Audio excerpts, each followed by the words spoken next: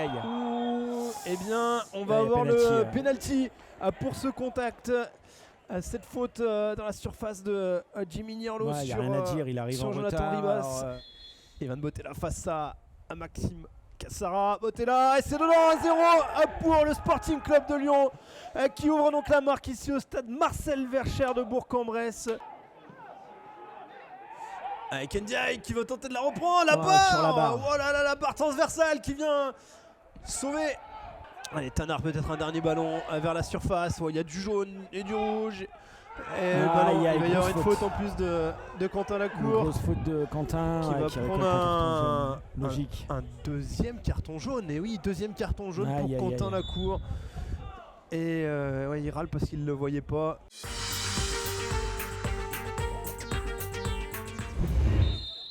Beaucoup de duels. Allez, Jeff Grimaldi qui frappe au point de pénalty, la tête de la Gigi, l'ouverture du score.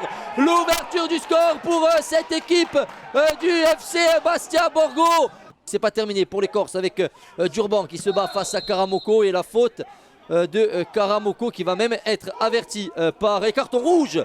Carton rouge pour Karamoko de la part de monsieur Boulanger, visiblement pour un coup de coude de la part du défenseur de cette équipe du Red Star dans l'axe de la défense du Red Star. Le centre, attention à ce ballon et ce trou et l'égalisation pour cette équipe du Red Star sur ce trou de la part de Guillaume Buon qui n'a pas réussi à dégager. On va suivre tout de même ce centre de Makan Traoré, peut-être pour Isidore dans la surface de réparation, la tête d'Isidore, il est chargé par Chariot, penalty. Penalty, c'est logique sur cette sortie de Paul Chariot sur Wilson Isidore et le carton rouge et le carton rouge. Le carton rouge pour Paul Chariot. Durban qui s'élance et c'est enfin le deuxième but pour cette équipe du FC Bastia Borgo avec cette frappe qui a complètement pris à contre-pied le jeune Adi Seam. Quand on connaît les difficultés défensives, alors qu'on va suivre ce contre-là avec Durban. Durban qui va rentrer dans la surface de réparation. Durban qui trouve Isidore et le troisième but pour cette équipe du FC Bastia Borgo avec ce contre mené à 100 à l'heure par Geoffrey Durban.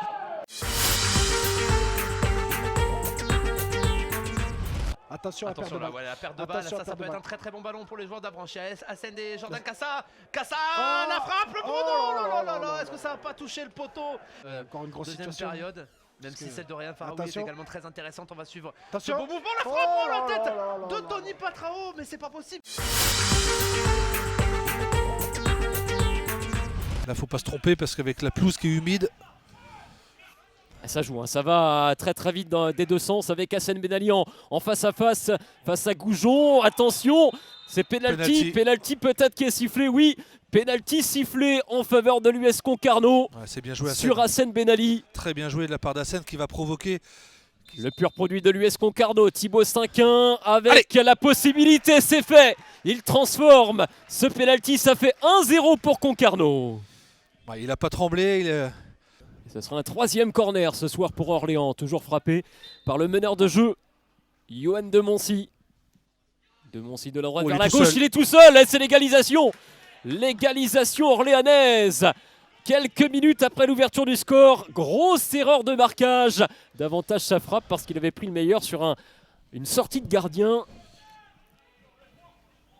Un peu à contre-temps. Attention par contre Leslie, attention. Oh quelle sortie du gardien. Ce sera finalement le deuxième but. Deuxième but pour la formation de l'US Orléans. Sur ce léger cafouillage, il y avait une première sortie énorme de la part de Vincent Viau. Le dégagement de la part de Franck Lostis. Le gardien trentenaire de cette équipe avec le 1-2, c'est bien joué avec Gaëtan Perrin qui rentre dans la surface, qui trouve à ses côtés le troisième but orléanais. Concarneau qui prend l'eau malheureusement dans cette deuxième période.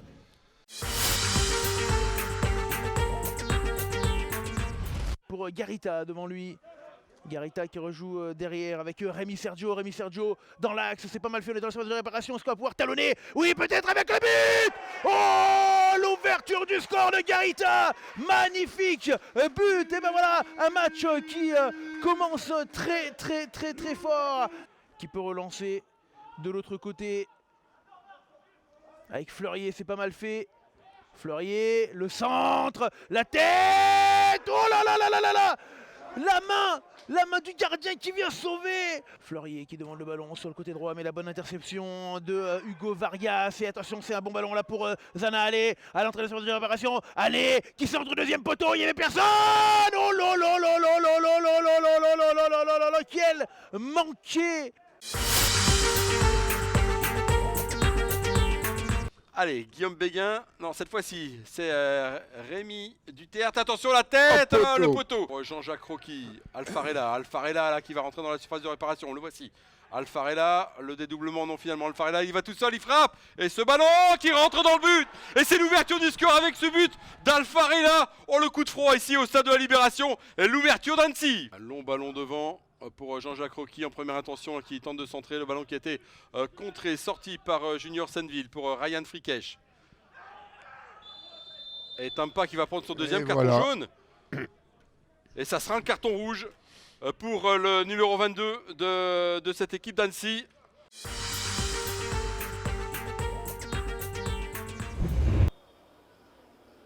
Et Demby pour le second poteau, finalement ça va être touché de la tête, ça va peut-être revenir une deuxième fois avec son tentative et l'arrêt en deux temps peut-être avec l'ouverture de score. Non, il y a une position de hors-jeu. Il y a une position de hors-jeu. On ne s'emballe pas. On va suivre vraiment cette possibilité avec Bilal Brahimi qui arrive à passer. C'est très bien fait de la part de Bilal Brahimi. Penalty. Il va y avoir un penalty. C'est très bien fait de la part de Bilal Brahimi qui est passé le long de la ligne. C'est la possibilité pour le Mans FC de mener 1-0 dans ce derby des Pays de la Loire face à Cholet. Youssouf face à Mandrea. Mandrea face à Youssouf. Les pas d'élan et l'ouverture du score pour le Mans FC sur penalty. Et c'est signé Benjeloun Youssouf. Ça fait 1-0.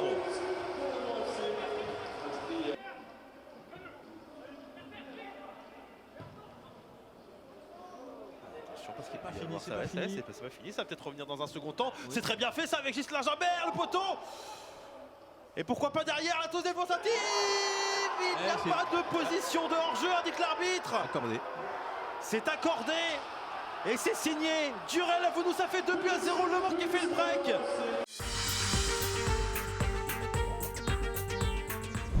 Rapoli le disait, hein, c'est...